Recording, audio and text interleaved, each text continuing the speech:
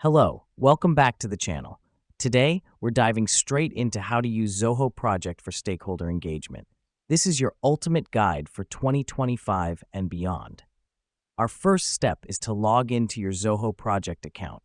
If you don't have one, don't fret. Just head over to Zoho's website and create one. We start from here because it's the gateway to all the resources we need for stakeholder engagement. Now that we've done that, we move to setting up a new project. On the dashboard, click New Project and fill in the details. The reason we do this is to create a dedicated space for all the activities related to our particular project. With our project set up, it's time to add our stakeholders. Go to the Users tab and input the email addresses of your stakeholders. This helps us because it ensures all stakeholders have access to the project and can follow its progress. Next up, we need to define roles and permissions. Allocating specific roles to stakeholders helps in clearly defining responsibilities and access levels.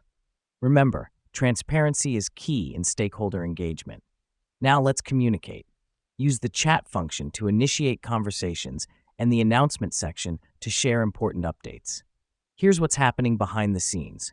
Every action you take is designed to increase stakeholder engagement, making the project flow smoother. And that's it, folks. You've just learned how to use Zoho Project for stakeholder engagement. Remember to always keep your stakeholders in the loop and use Zoho Project's fantastic features to your advantage.